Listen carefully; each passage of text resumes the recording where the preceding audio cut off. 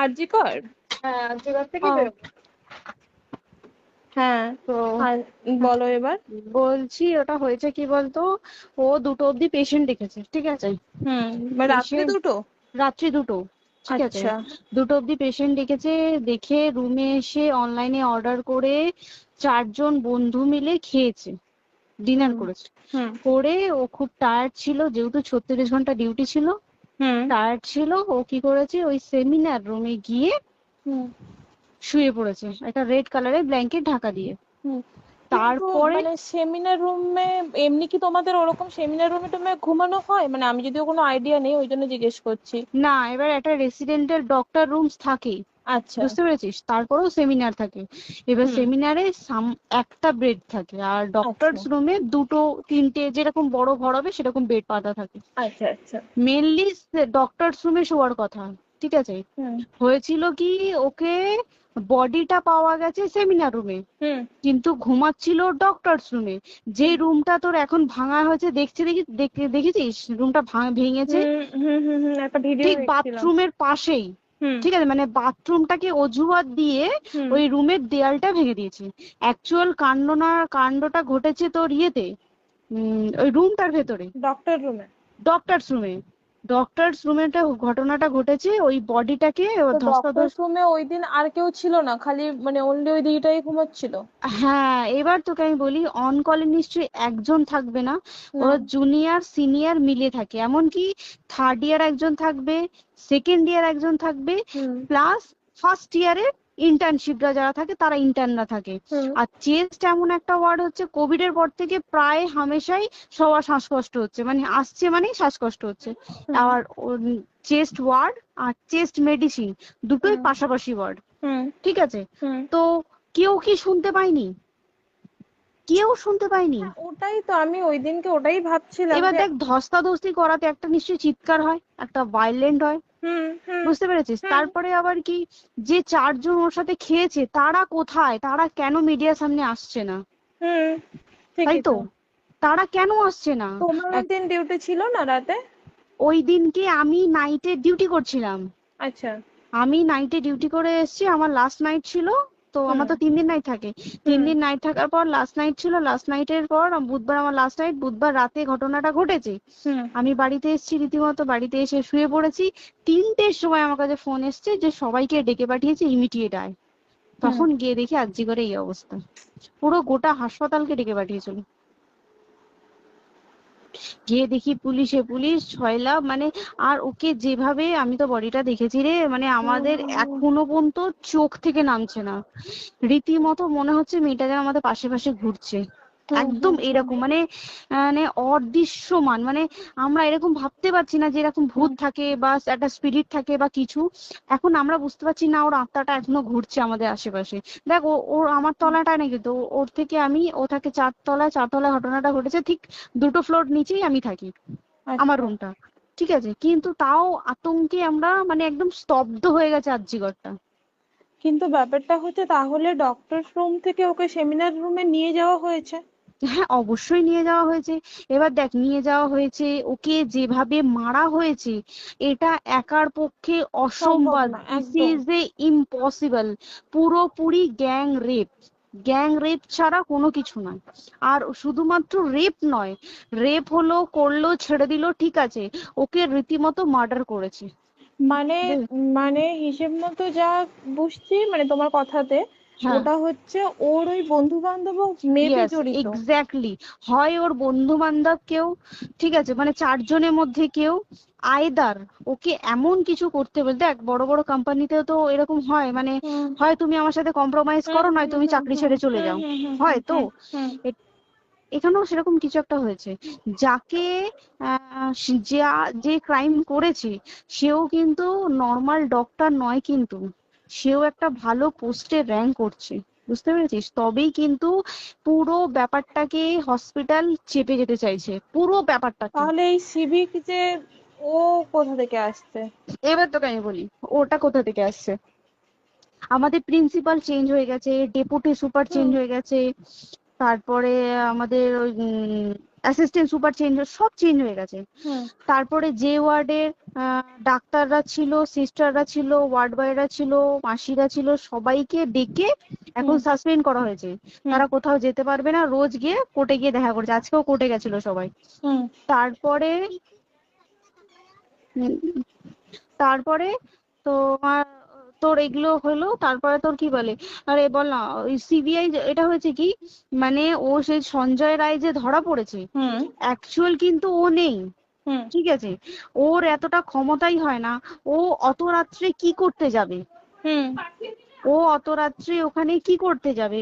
ও না পেশেন্ট, ও নাকি বলছে দালাল পেশেন্ট নিয়ে গেছে। তো পেশেন্ট নিয়ে যখন গেছে, দিদিটার রুমে যখন যাবে, নিশ্চয়ই দিদিটার রুমে কোনো কাগজপত্র দেখাতে যাবে, সেই অবস্থায় গিয়ে দেখে যে এরকম এরকম ঘটনা, তা ঝাঁপিয়ে পড়েছে ওর উপরে। হুম এরকম কিছু কি, তাও কিছু নয়, শুধু গেছে দেখছে ড্রিঙ্ক অবস্থায়, ওকে ক্যামেরায় দেখা গেছে ড্রিঙ্ক অবস্থায় গেছে আর এসছে, এইটুকুই দেখা গেছে। তারপরে হচ্ছে কি, তোর অনেক রকম এখানে অনেক রকম ব্যাপার আছে।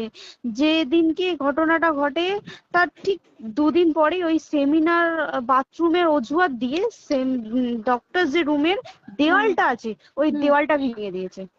কেন? প্রথমে ওকে বললো সুসাইড করেছে, আমাদের কাছে যখন ফার্স্ট খবর আসে তখন সুসাইড করেছে। হুম তারপরে যখন হসপিটালে যাই তখন গিয়ে শুনছি নাকি না, সুসাইড করেনি, এটা রেপ করেছে, রেপ করে মার্ডার করা হয়েছে। হুম বুঝতে পারলি, এখানে বিশাল বড় একটা গেম চলছে। এবার আর যে ওর উপর কি রাগ ছিল মানে? হ্যাঁ হ্যাঁ হ্যাঁ হ্যাঁ হ্যাঁ হ্যাঁ, একদম আমি তো কি বললাম, শোন, তুই যদি কারোর সাথে কম্প্রোমাইজ করি তাহলে তোর পোস্ট হুম বাড়বে, হুম হুম তুই হুম কারোর সাথে কম্প্রোমাইজ করবি না, তোকে মার্ডার করে দেবে। মানে মানে ওরকম টাইপই কিছু বলছো তো? এরকমই টাইপের কিছু একটা ছিল। আয়দার খুব রাফ, মানে খুব রাগ, খুব মানে খুব ওর উপরে খুব ফ্রাস্ট্রেশন ছিল, যারই ছিল খুব ফ্রাস্ট্রেশন ছিল। শুধু ওকে মারিনি রে, রীতিমতো মার্ডার করেছে। ওর যে ক্ল্যাচারটা ছিল, হুম ওর আমি ইউরিন, শুনেছি এটা। ওর ইউরিনের রাস্তায় ক্ল্যাচারটা ঢুকিয়ে দিয়েছে, তুই ইস, জানিস? মানে কি বলবো, মানে ওকে দেখা যাচ্ছে না, আমরা তো দেখেছি নিজের চোখে, ওকে দেখা যাচ্ছে না। মানে একটা ব্লিড, মৃত্যু কতটা, মানে এই তো মানে প্রচন্ড কষ্ট পেয়ে একটা মেয়ে মারা গেল না? আর ওর যে গলাটা চেপে ধরেছে, আহ ওর ওই চেপে ধরাতে মানে এতটাই জোরে চেপে ধরেছে যে ওর চোখ ফেটে রক্ত হ্যাঁ, বেরিয়েছে। ছি, ছি, ছি। বুঝতে পেরেছিস? মানে মানে কি বলতো, যদি ধরা পড়ে না, উচিত মানে যারা এটার সঙ্গে দায়ী না আর এই ওদের। যে সিবিআইটা হয়েছে, সিবিআইটা একমাত্র আমাদের জোরেতেই সিবিআইটা এসছে। মানে হুম আমরা ওই সঞ্জয় রায় একার পক্ষে সম্ভব না এইসব। তারপরে পোস্টমর্টম রিপোর্টে তুই জানিস, ওই আমাদের ভাজাইনা থেকে 150 গ্রাম স্পার্ম বেরিয়েছে। ইস, পোস্টমর্টম রিপোর্ট, 150 গ্রাম স্পার্ম, মানে বুঝতে পারছিস? Hmm not a calculated, minimum, minimum কম করে 6 থেকে 7 জন করেছে ওকে রেপ। ছি ছি ছি। ওই জন্যই তো আমরা এতটা বেশি ভাইলেন্ট হয়ে গেছি, বুঝতে পেরেছিস? আর তারপরে আমাদের, দেখো, একটা মেয়ে তার কাজের জায়গাতেই ছিল, এমনটা নয় যে রাস্তাঘাটে কোনো বিপদ, ও তার কাজের জায়গাতেই আরে সেফ নয়। শোন, কেউ যদি স্ব ইচ্ছায় কারোর সাথে রিলেশনশিপে গিয়ে করতে চায় সেটা আলাদা জিনিস কিন্তু, হুম ঠিক আছে? হুম কিন্তু কেউ কারো বিরুদ্ধে এইভাবে করতে পারে না রে, তুই জানিস না? মানে ওয়ার্ডে দেখ, কম বেশি আমরা সবাই ঘুমাই, কম বেশি আমরা হুম সবাই জেগে হুম থাকি, জেগে তো থাকি। তাতে কি কেউ শুনতে পায়নি? তার কি একদম সেটাই। ভাইলেন্স ছিল না? যদি কেউ না শুনতে পারে, তাহলে ওর খাবারে কেউ কিছু মিশিয়েছিল, হুম তাই কি না? হুম হুম সেটাও পোস্টমর্টম রিপোর্টে মানে লিক করছে না, যে কেন খাবার খাবার ও তো খাবারটা খেয়েছিল, সেটা তো নিশ্চয়ই পেটেই ছিল, পেট থেকে তো হুম বমি করে বের করে দেন, সেটা হুম তো ফরেনসিক রিপোর্টে কিছু বলবে। হুম আর তুই জানিস না, দেনার দেন মানে, ধর পোস্টমর্টম রিপোর্ট আসতে 3 দিন সময় লাগে। ও হুম যেদিনকে মরেছে ঠিক তার পরের দিনকে বিকালবেলা পোস্টমর্টম রিপোর্ট বার করে দিয়েছে, মানে বডি বার করো আর পোড়াও, হুম 10 সেকেন্ডের মধ্যে ওর বাড়িতে নিয়ে গেছে, তারপরে বডি পুড়িয়ে দিয়েছে। মানে কি বলবো, হসপিটাল, মমতা ব্যানার্জি, সবাই মানে তৃণমূল প্রত্যেক সবাই হুম এটাকে পুরোটাই কেসটাকে চাপা দিতে চাইছে, পুরোটা পুরোটা। তারপরে তুই ভাব, যে মানুষটাকে এত ক্ষতবিক্ষত ভাবে মেরেছে, তাকে অভিষেক ব্যানার রেপ কি কলকাতায় প্রথম হলো? নয়, হুম বিভিন্ন জায়গায় বিভিন্ন ভাবে রেপ হয়েছে, হুম ধরা পড়েছে, ফাঁসি হ্যাঁ হয়েছে কি হুম জেল হয়েছে। হুম অভিষেক বন্দ্যোপাধ্যায় কেন বললো জাস্ট ইট অ্যান, তোর কি বলে, এনকাউন্টার করতে? মানে কি, সঞ্জয়কে যদি এনকাউন্টার করে পুরো কেসটা চাপা পড়ে পুরো যাবে, কেসটা চাপা পড়ে যাবে একদম। স্টুডেন্টরা ঠান্ডা হয়ে যাবে। হুম হুম আর আমরা সেটা মানবো না, আমরা সেটা হতেই দেব না। তাতে যদি চাকরি মানে আরজিকরটাকে সিল করতে হয় তাতেও আমরা রাজি আছি, সিল করে দেওয়া হোক আরজিকর, সিল করে দেবে মনে হচ্ছে যদি ঠিকঠাক ভাবে। এবার ওই জন্য আমাদের দাবিতে সিবিআই এসছে। এবার তুই একটা কথা বল, যখন দেখতে পাচ্ছে মমতা ব্যানার্জি যে কলকাতা পুলিশ আমাদের জন্য কিছু করতে পারছে না, আমরা কিছু মানতে পারছি না, 7 দিন ধরে বার করতে পারছে না, হুম তাহলে সেটা 2-3 দিনের মধ্যে কেন হ্যান্ড ওভার করে দিল না? হুম, তাই তো। তাই কি না? তারপরে দেখ পিডব্লিউডি, ওটা লো পোস্টের মানুষ, মানে যারা ভাঙচুর করে, মানে সিমেন্টে যারা কাজ করে তাদেরকে হুম পিডব্লিউডি বলে। হুম এবার পিডব্লিউডির নিশ্চয়ই হায়ার অথরিটি থেকে অর্ডার এসছে তবেই ওরা গিয়ে ভেঙেছে। ওরা হুম নিশ্চয়ই পাগল নয় দুম করে গিয়ে কোনো গভর্নমেন্ট প্রপার্টি ভেঙে দেবে। হুম অর্ডারটা কে পাস করলো যে এখনই চেস্ট ওয়ার্ডটাকে ভাঙতে হলো? সিবিআই আসা পর্যন্ত অপেক্ষা করতে পারতো। কারণ আজকে অত বড় বিক্ষোভ হবার কারণ কি হচ্ছে, একটাই কারণ, যে মেয়েটি মারা গেছে ঠিক আছে, কিন্তু তাকে এত বেশি মলেস্ট করে, এত বেশি রেপ করে বা বেশি ওকে মেরেছে, তার কি কোনো প্রতিবাদ নেই? তুই কোথায় সেভ পাবি তুই আমাকে বল। তুই ধর চাকরি ছেড়ে, আজকের সরকারি চাকরি ছেড়ে তুই প্রাইভেটে যাই, প্রাইভেটেও তো তাই একই কোথাও না, অবস্থা। একদম একদম। প্রাইভেটেও একই অবস্থা।